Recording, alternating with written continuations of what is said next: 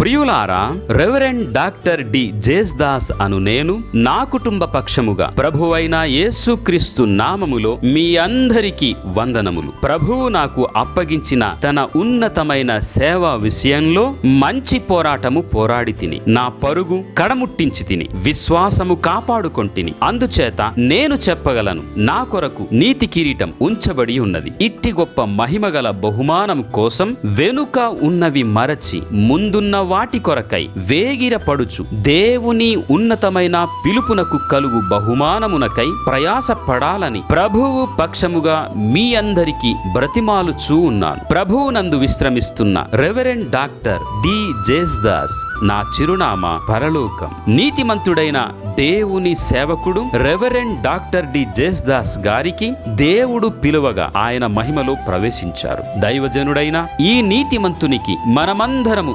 జ్ఞాపకము చేసుకొనుట బహు ఆశీర్వాదకరము. Reverend doctor D జేస్దాస్ గారు జూన్ 5వ తేదీ 1952వ సంవత్సరంలో ఎలమంచిలి అను గ్రామంలో గౌరవనీయులైన కొండలరావు గారి పుణ్య దంపతులకు జన్మించినారు. వీరికి ఒక అక్క, ఒక తమ్ముడు, ఒక చెల్లెలు ఉన్నారు. వీరు బాల్యము నుండి ప్రభువునందు భయభక్తులు గలవారు. దేవుని సేవించుటకు మక్కువ, మరెంతో ప్రీతి గలవారగుట చేత దేవుని దయా సంకల్పం, సేవా పిలుపు ఏర్పాటును బట్టి 1972వ సంవత్సరంలో ఈహెచ్సిలో సేవకుడుగా, ఎవెంజలిస్ట్ గా చేరి భారతదేశమందు గల పలు ప్రాంతాల్లో, 2 తెలుగు రాష్ట్రాల్లో, ప్రతి మారుమూల గ్రామాల్లో, కొండల్లో, కోనల్లో, పల్లె ప్రాంతాల్లో మరియు పట్టణాల్లో, పట్టణ మురికివాడల్లో ప్రతి ఇంటింట రక్షణ సువార్తమానమును ప్రకటించుటకు పగలనక రాత్రనక, ఎండనక వాననక, కష్ట నష్టాలు, వ్యాధి బాధలనక, ఆర్థిక ఇబ్బందులనక, కన్నీటి కడగండ్లకు ఓర్చి అలుపెరుగక అహర్నిశలు ఆత్మల సంపాదనకై సువార్త ప్రకటించి దేశంలో లక్షల మందిని రక్షణలోకి నడిపించుటకు కృషి చేసినారు. వీరు 1979లో సహోదరి దేవి గారికి వివాహం చేసుకున్నారు. వీరికి ఒక కుమారుడు జీవన్ దాస్, ఒక కుమార్తె బ్యూలా దాస్ గారు ఉన్నారు. సహోదరుడు జీవన్ దాస్ గారు సహోదరి సంఘమిత్ర గారికి వివాహం చేసుకున్నారు. వీరికి ఒక కుమారుడు జోడాన్ ఆషీర్ ఉన్నారు. సహోదరి బ్యూలా గారు వివాహము చేసుకోవలసి ఉన్నది. రెవరెండ్ డాక్టర్ జేస్దాస్ గారు ఈహెచ్సిలో అతి సామాన్యమైన జీవితం ప్రారంభించి కీలకమైన పదవీ బాధ్యతలు స్వీకరించి ఎనలేని సేవలందించారు. పేరు, కీర్తి, ఖ్యాతి గడించి గౌరవనీయులుగా పట్టభద్రులైనారు. ఈహెచ్సిలో సంపూర్ణ సేవ ముగించి రిటైర్మెంట్ పొందిన వారి సాక్ష్యం మన అందరి ఆత్మీయ జీవితాలకు మేలు కలిగిస్తుంది. దయచేసి వారి యొక్క రిటైర్మెంట్ స్వీయ సాక్ష్యము విందామా?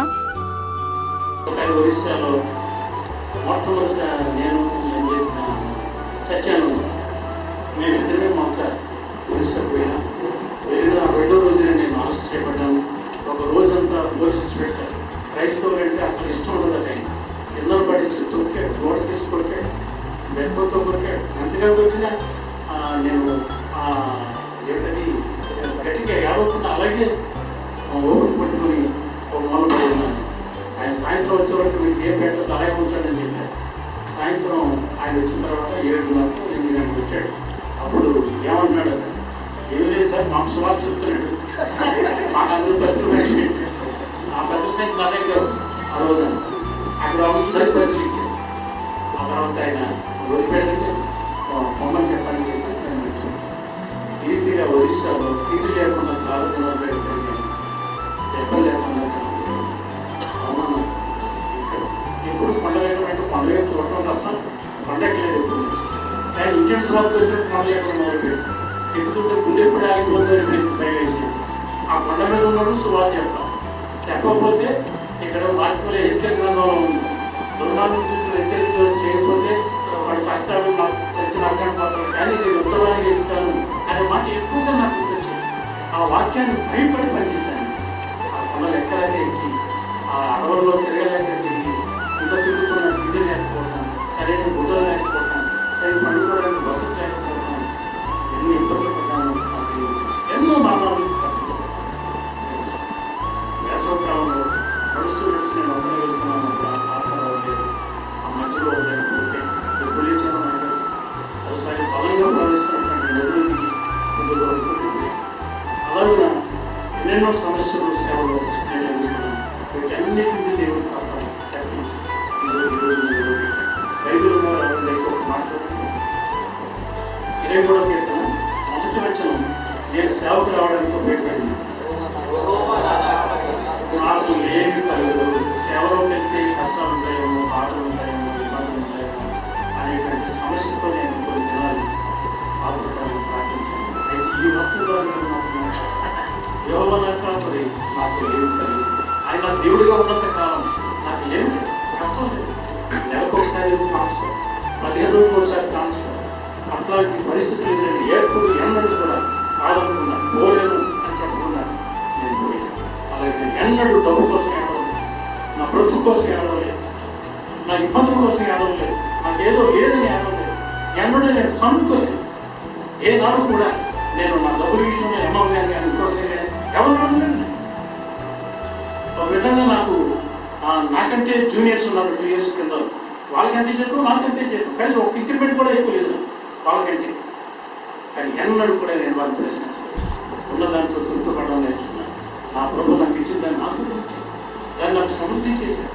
నా బిడ్డలు చదువు విషయంలో కొన్ని ఇబ్బందులు అయ్యాయి, వాళ్ళు సరైనటువంటి ఆ స్కూల్లో వెళ్ళిపోయాను, సరైన కాలేజీలో చేర్చలేకపోయాను. కారణం లేదు నాకు, లేనంత మాత్రాన ఎందుకు దేవాలని నేను ఎలా చేసామని నేను అనుకోలేదు. ఆ చిన్న స్కూల్లోనే వాళ్ళు కష్టపడి చదివి పెట్టుకున్నాను, వాళ్ళు ప్రార్థన చేశాను. ఈనాడు నా బిడ్డలు దీవించాడు, ఆశీర్వదించాడు. ఈనాడు మా బిడ్డలు కూడా వారి యొక్క శరీరంలో ఉన్నది ఏసుండదు, దేవుడు ఇచ్చినటువంటిది. కనుక మీరు నమ్మకంగా ఈరోజు మీరు అందరూ కూడా ఉండడం, ఇందాక అమ్మంగా చెప్పినట్లుగా ఈరోజు మీరు సౌకర్యం అందరూ ఉండటం నిజంగా నాకు ఎంతో సంతోషంగా ఉంది. మా యొక్క రిటైర్మెంట్ విరమం చేసుకోవడం, ఫంక్షన్ జరిపించుకోవడం అనేది చాలా సంతోషంగా ఉంది. సేవ గురించి కూడా లేదు, నా అందరం వరకు మా ముందుకు ఇప్పుడు రాక పర్యంతం నా పరిచయం కొనసాగుతుందని అంతేకాకుండా సేవ పట్ల మరెంతో భారము గలవారై కల్వరి టీవీలో వైస్ ప్రెసిడెంట్గా సేవలందించారు. వీరి జీవిత ఆశయం లక్ష్యం వెనుకాల ఒక్కసారి తొంగి చూసినట్లయితే మేడలు మిద్దెలు ఆస్తిపాస్తులు సంపాదించుటకు ఎన్నడూ మొగ్గు చూపక నశించు ప్రజల పట్ల భారము గలవారై ఆత్మల సంపాదనకై దేవుని జతపనివారుగా దైవజనులు రెవరెండ్ డాక్టర్ డి జేస్దాస్ గారి గూర్చి రెవరెండ్ డాక్టర్ ఎంఎం ప్రసాద్ గారు ఈహెచ్సి మాజీ డైరెక్టర్ గారు చెప్పిన అద్భుతమైన సాక్ష్యం ఆయన విలువకు నిలువెత్తు నిదర్శనమని జ్ఞాపకం చేస్తూ ఉన్నాను. ప్రేమతో వారిచ్చిన సాక్ష్యమును విందామా? ప్రభువునందు ప్రేమైన వారులారా, అందరికీ క్రీస్తు పరిశుద్ధ నామమున మీకు శుభములు తెలియజేస్తున్నాను. ఇది చాలా ప్రత్యేకమైన సభ, ప్రత్యేకమైన కార్యక్రమంలో మనం పాల్గొంటున్నాం. మనందరికీ తెలిసిన విధంగా మన ప్రియ సహోదరులు దైవజనుడు రెవరెండ్ డాక్టర్ జేస్దాస్ ప్రభు పిలుపునందుకొని ఆయన మనల్ని విడిచి వెళ్ళిపోయి దాదాపు 1 సంవత్సరం పూర్తయిన సందర్భంగా వారి కుటుంబం మరొకసారి ఆయన జ్ఞాపకం చేసుకోవటానికి ఈ కార్యక్రమం ఏర్పాటు చేయబడి ఉంటుంది. ఇందులో పాల్గొనటానికి నన్ను ప్రేమతో వారు ఆహ్వానించినందుకు కుటుంబీకులందరికీ కూడా నా ప్రత్యేకమైన వందనాలు తెలియజేస్తున్నాను. ఇకపోతే నా తోటి సహోదరుడు, తోటి సేవకుడు, నాకు బహు సన్నిహితుడైన రెవరెండ్ డాక్టర్ జేసుదాసుని గురించి కొన్ని విషయాలు మీ గమనానికి తీసుకొని రావాలని నేను ఆశపడుతున్నాను. యేసుదాస్ అనే ఈ పేరులో 2 పదాలు మనకు కనపడుతున్నవి. యేసు ఉన్నాడు, దాసు ఉన్నాడు. కాబట్టి యేసుదాసు దేవునికి దాసునిగా ఆయన చనిపోయేంత వరకు కూడా ప్రభు పరిచర్యలో ఆయన కొనసాగుతూ వచ్చారు. ఈ విషయాన్ని నేను జ్ఞాపకం చేసుకుంటున్నప్పుడు ఆదికాండం 32వ అధ్యాయము 22వ వచనంలో ఒక మాట వ్రాయబడింది. యాకోబును యెహోవా దేవుడు యబ్బోకు రేవులో కలుసుకొని ఏ విధంగా తన పరిచర్య కొరకు లేకుంటే ఆయన కార్యక్రమం నిర్వహించడానికి యాకోబును దేవుడు ఏర్పాటు చేసుకున్నాడు, అదే రీతిగా యేసుదాసును దుబ్బాక కుటుంబం నుంచి ప్రభు ప్రత్యేకించుకొని తన పరిచర్యలో బలంగా వాడుకొని ఉన్నాడు అని చెప్పడంలో ఏ విధమైన సందేహం లేదు. ఇంటింటి సువార్త సేవలో నేను 47 సంవత్సరాలు నా ప్రయాణాన్ని కొనసాగించి తదుపరి పదవి విరమణ చేశాను. సహోదరుడు జేసుదాస్ గారు కూడా 40 సంవత్సరాల పైచిలుకుగా ఇంటింటి సువార్తలో నాతో కలిసి పనిచేశారు. మేమిద్దరం కలిసి ఇటు విశాఖపట్నంలో తాజంగి అనే ప్రాంతంలో అడవి ప్రాంతాలకు వెళ్ళాము. చాలా కాలం ఆ ప్రాంతాల్లో తిరిగి పరిచయం చేయడం జరిగింది. అంత మాత్రమే కాకుండా ఉద్యోగ సభలు ఏర్పాటు చేయడంలో అనేక జిల్లాలు మేము తిరిగి సభలు నిర్వహించడం జరిగింది. మరి ముఖ్యంగా నెల్లూరు జిల్లా ఉదయగిరి ప్రాంతాల్లో మేమిద్దరమే కలిసి 15 రోజులు అక్కడక్కడ చిన్న చిన్న సభలు నిర్వహిస్తూ ఇద్దరం కలిసి వాక్యం చెబుతూ ఆ రీతిగా ఆ సంఘాలను దర్శించే భాగ్యం మాకు కలిగింది. ఆ సందర్భంలో దాసు గారిని నేను చాలా సన్నిహితంగా ఆయన గమనించినప్పుడు ఎంతో ప్రేమ కలిగిన వాడు. తర్వాత నా అవసరాలు ముందుగానే తెలుసుకునే కావాల్సిన ఏర్పాట్లు చేస్తూ ఉంటుండేవాడు. తర్వాత ఆయన వాక్య పరిచయంలో కూడా నేను గమనించిన విషయాలు ఏమిటంటే అనర్గళంగా ప్రసంగించగలిగిన గొప్ప వరము దేవుడు ఆయనకు అనుగ్రహించాడు. చక్కని తెలుగు మాతృభాషలో అనర్గళంగా దేవుని వాక్యమును ప్రకటించిన గొప్ప వ్యక్తి లేకుండా వక్త మరి సహోదరుడు జేసుదాస్ గారు. అంత మాత్రమే కాకుండా మంచి సౌమ్యుడు. మరి తన వ్యక్తిగతమైన లేకుంటే ఆయన జీవితాన్ని మనం పరిశీలన చేసినట్లయితే ఏదైనా ఒక విషయం తెలియజేయాలంటే నిర్మమాటంగా ఎలాంటి దాపిరికాలు లేకుండా రైట్ అయితే రైటు, రాంగ్ అయితే రాంగ్, యథార్థంగా ఒక మనిషి ఎదుట మాట్లాడగలిగిన ఒక ధైర్యవంతుడు జేసుదాస్. ఇంటింటి సువార్త సేవలో ఈ 47 సంవత్సరాల నా పరిచర్యలో ఎవరైనా నాకు అతి సన్నిహితంగా మెలిగారు, ఆ తర్వాత ఉన్నారు అని అంటే మరి యేసుదాస్ గారే. చాలాసార్లు సేవాపరంగా ఎదురైన కొన్ని విషయాలు అనగా సమస్యలు కానీ మరికొన్ని కానీ ఉంటున్నప్పుడు నేను మరి విడమరిచి హృదయపూర్వకంగా పంచుకోగలిగిన ఒక వ్యక్తి ఇంటింటి సువార్త సేవలో ఎవరంటే ప్రథమంగా సహోదరుడు యేసుదాసు అని చెప్పడంలో ఏ విధమైన సందేహం లేదు. ఆయన తర్వాత ఇతరులను ప్రేమించడంలో, తర్వాత ఇతరులకు సహాయం చేయటంలో ఇప్పుడు కూడా ముందు ఉంటున్న వ్యక్తిగా నేను గమనించడం జరిగింది. ఇంటింటి సువార్త సేవలో మరి రాష్ట్ర వ్యాప్తంగా అంత ఉమ్మడి రాష్ట్రంగా మనకుంటుంది. ఇటు తెలంగాణలో ఆ తర్వాత ఆంధ్రప్రదేశ్లో ఈనాడు ఈ 2 రాష్ట్రాలు విస్తృతంగా సహోదరుడు జేసుదాస్ గారు తిరిగి వాక్య పరిచయం చేయటం జరిగి ఉంటున్నది. అంత మాత్రమే కాకుండా వారు ఎక్కడికి వెళ్ళినప్పుడు కూడా ఒక మంచి సాక్ష్యాన్ని పాస్టర్ల మధ్యలో సంఘాల ఎదుట ఆయన నెలకొల్పుకొని ఉన్నాడు. ఒకసారి నేను ఒక ప్రాంతానికి వెళ్ళి ఉద్యోగ సభల్లో మాట్లాడి చివరి రోజు మేమందరము మరి భోజనం చేయడానికి కూర్చున్నప్పుడు అందరికీ భోజనాలు వడ్డిస్తున్నారు. నా దగ్గరికి పాస్టమ్మ గారు వచ్చి భోజనం వడ్డించడానికి ముందుగా ఒక మాట చెప్పింది. అయ్యగారు ఎంఎం ప్రసాద్ గారు, యేసుదాస్ గారు చాలా మంచి ప్రసంగికుడండి అని నా ముందు చెప్పాడు. నాకు వెంటనే మరి నేను మంచి ప్రసంగికుడిని కాదా అనే అనుమానం నాకు వచ్చింది. ఒకవేళ నేను కూడా చెప్పాలి అని అంటే నాకంటే బలంగా దేవుడు సహోదరుని వాడుకున్నాడు అని చెప్పడంలో ఏ విధమైన సందేహం లేదు. అంత మాత్రమే కాకుండా ఇంటి విషయంలో కూడా ఆయన ఎంతో శ్రద్ధ వహించి దేవుడు తనకిచ్చిన కుమార్తెను మరి వారిని చక్కగా మంచి విద్యావంతులుగా చేశాడు. తనకిచ్చిన సతీమణిని ఎంతో ప్రేమతో చూశాడు. మరి దేవి విషయంలో మాట్లాడాలంటే ఆమె కొంచెం శారీరకంగా బలహీనురాలైనప్పుడు కూడా యేసుదాసు మరి ఆమెను పూలు పెట్టి చూసుకున్న రీతిగా అనారోగ్య పరిస్థితుల్లో కానీ బలహీన పరిస్థితుల్లో కానీ చక్కగా తన కుటుంబాన్ని పరిపాలించిన యజమాని అని చెప్పడంలో ఏ విధమైన సందేహం లేదు. తర్వాత ఆయన ఎక్కడున్నప్పుడు కూడా 10 మంది ఎప్పుడు ఆయన వెంట ఉంటుంటారు. ఎందుకంటే మంచి హ్యూమరిస్ట్. ఆ సందర్భానుసారంగా చక్కగా హాస్యాన్ని జోడించి ఒక సంఘటనను అందరూ ఆకట్టుకునేలాగా చేయగలిగిన సమర్థత యేసుదాసులో కనపడుతుంటుంది. ఇంటింటి సువార్త సేవలు పనిచేస్తున్న సేవకులు చాలామంది అందరూ దాదాపు ఆయనతో కనెక్ట్ అయి ఉంటుండేవారే. నేను కొంచెం అప్పుడప్పుడు పిలిచి మాట్లాడుతుంటున్నప్పుడు సేవలో ఏమి జరుగుతున్నాయి, బయట విషయాలు ఇవన్నీ కూడా ఆయన సేవకు సంబంధించిన సలహాలు, ఆ తర్వాత కొన్ని అవసరమైన విషయాలు నాతో ఆయన పంచుకుంటూ ఉంటుండేవాడు. ఇలాంటి మంచి వ్యక్తి దేవుని సేవలో ఉండటము అనేది, తర్వాత అలాంటి వ్యక్తుల ద్వారా పరిచర్య ఎంత బలంగా కొనసాగించబడుతుందో అని నేను తర్వాత దాని విషయం నేను గ్రహించగలిగింటున్నాను. వారు మన మధ్యలో లేకపోవటం అనేది అన్ని విధాలుగా ఇక కుటుంబానికి, ఆ తర్వాత సేవాపరం కూడా లోటు అయినప్పటికి కూడా దేవుడు తన దాసునికి ఇచ్చిన పరిచర్యను ఆయన మరి ఎంతో విజయవంతంగా ముగించుకొని తిరిగి పరలోకానికి వెళ్ళాడు.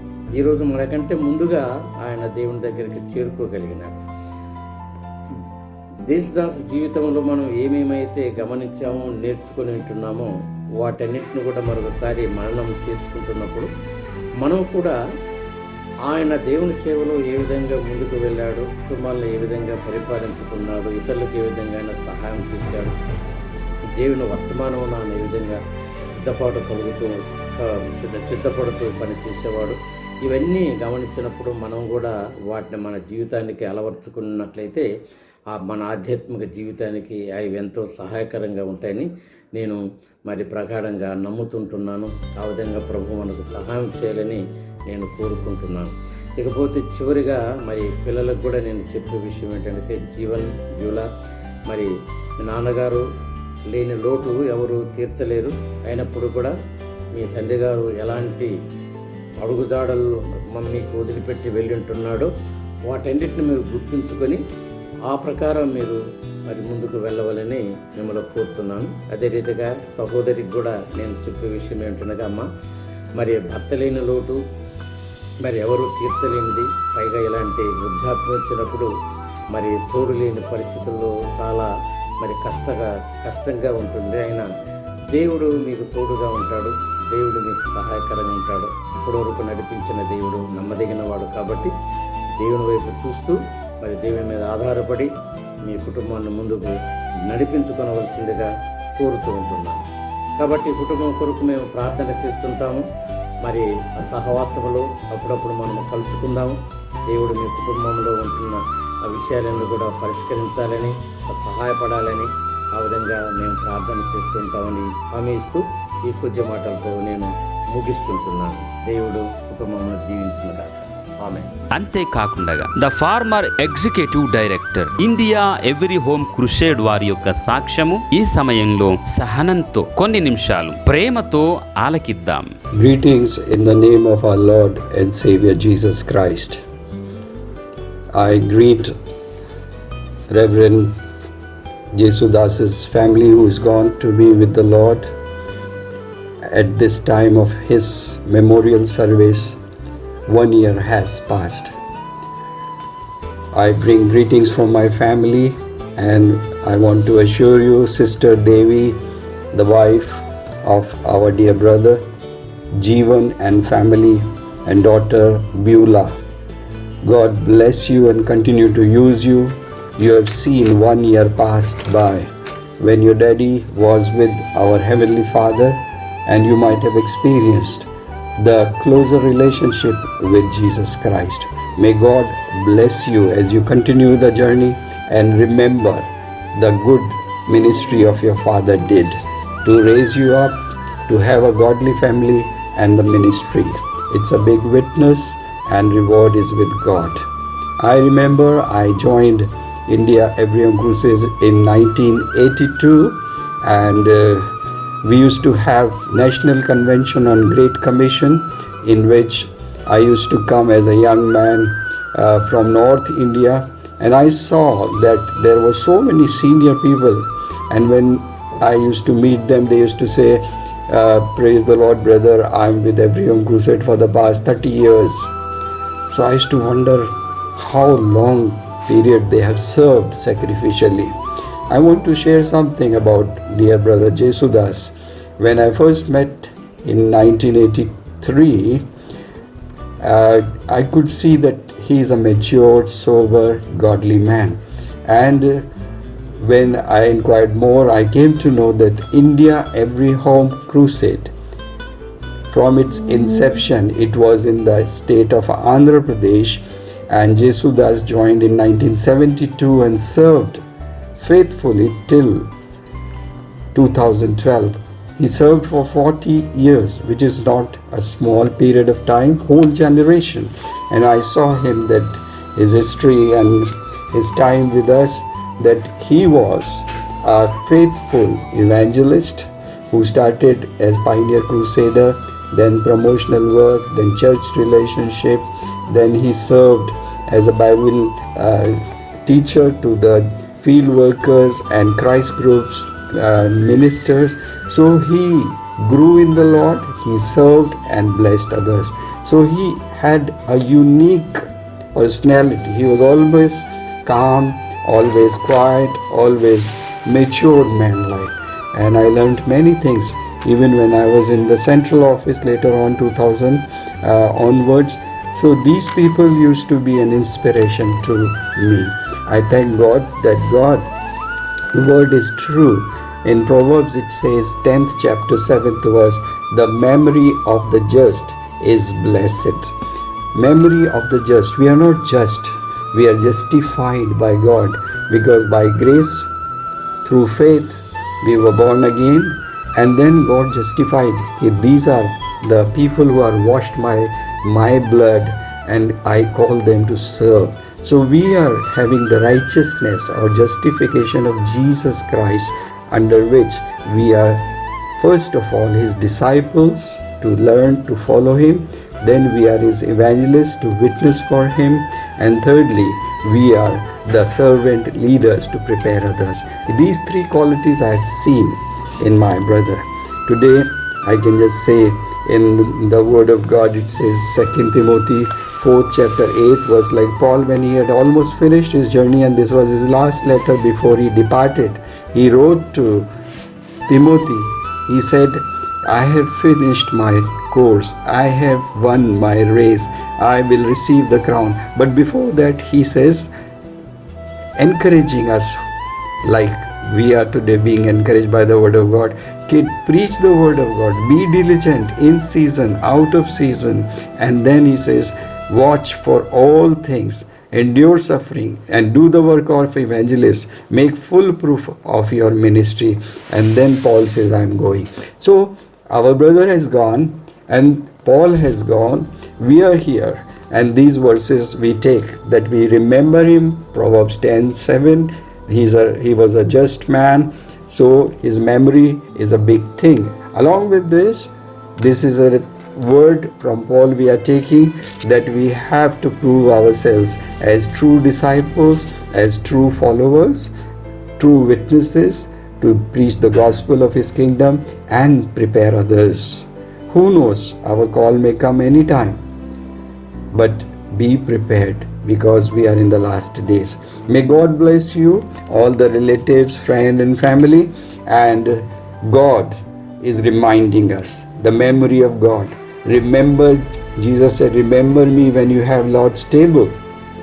So we remember that Jesus is coming. Till he comes, live following Christ, witness to others about Christ, and be faithful, so that when our departure comes, others may take inspiration. God bless you. Samuel Lal, the former Executive Director of India Every Home Crusade, greet you in the name of Jesus Christ. ప్రియులారా, ప్రభువు త్వరగా రాబోవుచున్నాడు. ఆయనతో నన్ను తీసుకువస్తాడు. నా ప్రభువు సమక్షములో నాతో కలిసి మన ప్రభువును ఆరాధించుటకు మీరందరూ నా వలె ఆత్మీయ వీరులుగా సిద్ధపడాలని కోరుతూ ఉన్నాను. రెవరెండ్ డాక్టర్ డి జేస్ దాస్. త్వరలో మళ్ళీ కలుద్దాం. అంతవరకు సెలవు. God bless you.